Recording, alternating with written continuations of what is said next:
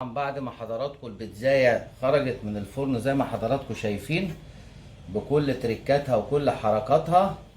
عليكم ورحمة الله وبركاته، مع حضراتكم الشيف منصور للطبخ اصول على قناتي على اليوتيوب. وقبل ما نبدأ الفيديو هنعمل اشتراك للقناة ونفعل الجرس ونعمل لايك للفيديو عشان يوصلكم كل ما هو جديد. وقبل ما اقول لكم على وصفة ايه النهاردة لازم نصلي على سيدنا محمد صلى الله عليه وسلم.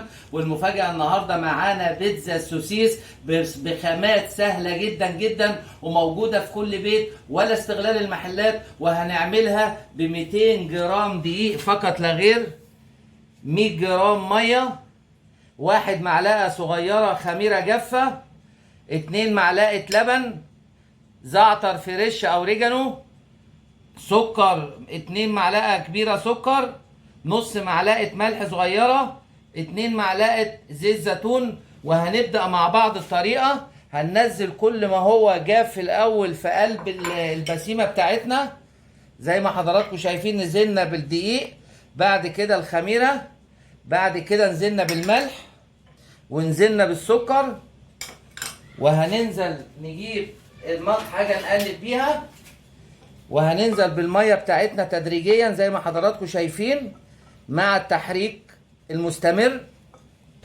وطبعا انتهينا من العجين زي ما حضراتكم شايفين، بتبقى العجينه مطاطيه كده ولها ملمس. هنسيبها ترتاح لمده ربع ساعة عشان نقدر نفردها ونشتغل بيها. والعجينة دي بالمكونات اللي احنا عملناها حوالي وزنها 350 جرام.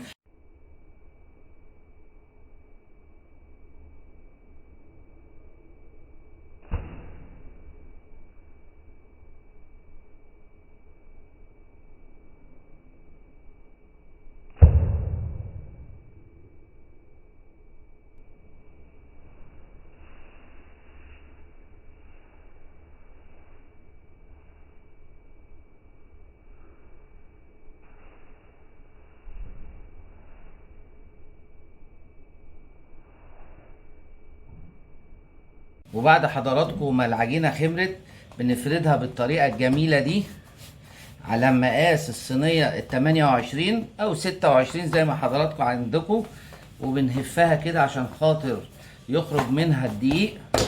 وبعدين في النهاية بنروح نازلين على الصينية مادة دهنية بسيطة، ونازلين على الصينية زي ما حضراتكم شايفين، وبنرفع حرفها عشان لما ننزل نحشي الحشوات اللي في الجناب تبقى الدنيا ماشية معانا ومتظبطة.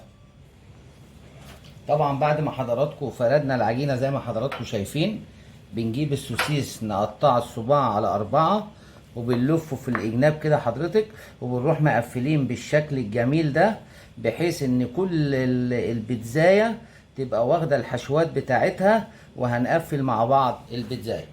طبعا قفلنا الجناب وزي ما حضراتكم شايفين هنبدأ مع بعض. هننزل بصوص الطماطم اللي معانا، الانجريديان بتاع البيتزاية. معانا صوص طماطم، معانا طماطم شيري، معانا زيتون، معانا سوسيس، معانا الجبنة الموزاريلا. بعد كده بنوزع حضراتكم صوص الطماطم. صوص الطماطم ده معمول ازاي يا حضرات؟ بطريقة سهلة جدا جدا وحاجة فريش وطازة.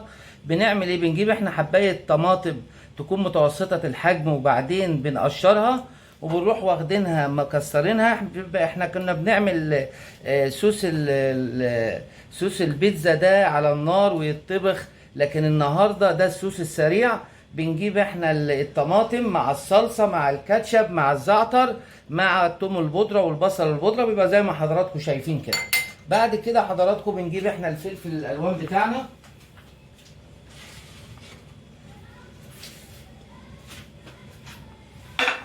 معانا الفلفل الالوان بتاعنا، وبنحط الريجانو.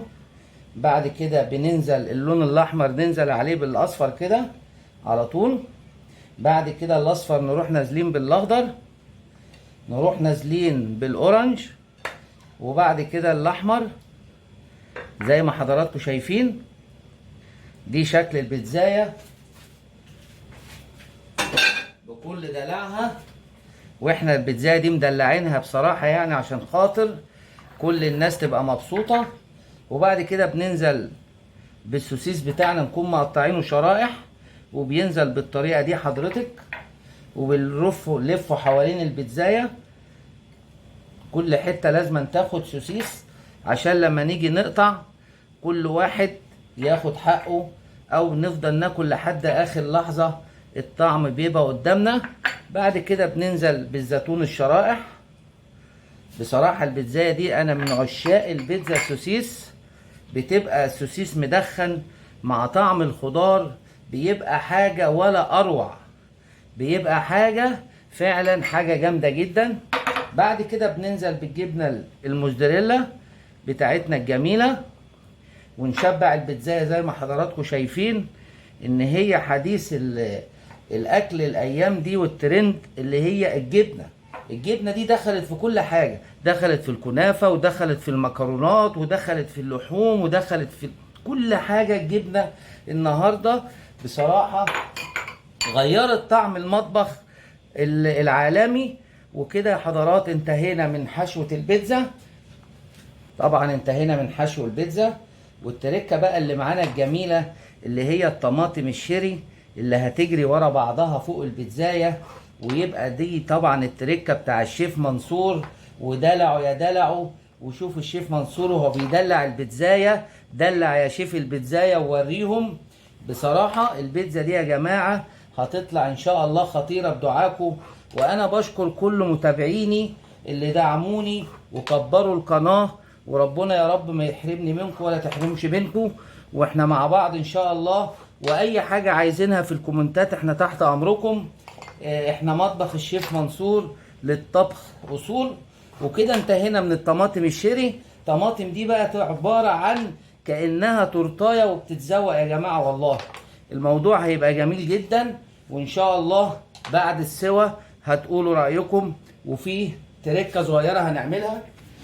والتركة بقى اللي معانا النهاردة عايزين نزوق كده البيتزاية من الجنب ويطلع يبقى لها شكلها جميل. طبعا المقص ده بتاع المأكولات دايما بنخليه من ساعة ما جبناه، واحنا بنعمل بيه الشغل الديكوريشن بتاع المعجنات. بدل ما نضرب العجين موس ولا حاجة احنا بناخده كده. ودي التركة اللي مع الشيف منصور النهاردة.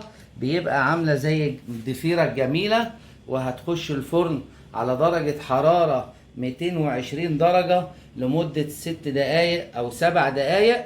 ويلا بينا نوديها الفرن مع بعض. ودخلناها الفرن وانتظروها وهي خارجة هتعجب حضراتكم.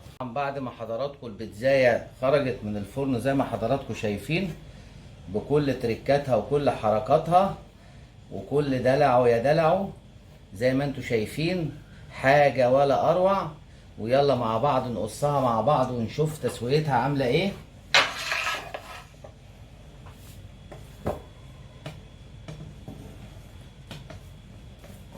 لحظة واحدة نجيب المقطع التاني. يلا يا شيف بقى قطع وورينا. صراحة يا جماعة الموضوع خطير جدا جدا جدا. وبالهنا والشفا لحضراتكم. ودي كانت نهاية حلقة البيتزا بتاعتنا. زي ما انتم شايفين الجبنة مغطية كل شيء. وهناخد قطعة كده نجربها مع بعض. ناخد حتة سوسيس فيها مع قطعة الجبنة موزاريلا.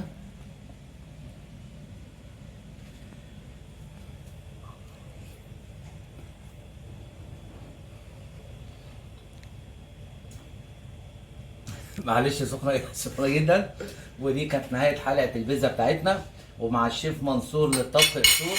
ويا ريت يا جماعة تعملوا مشاركة للقناة وتدوسوا لايك للفيديو عشان يوصلكم كل ما هو جديد. واشوفكم على خير والسلام عليكم ورحمة الله وبركاته.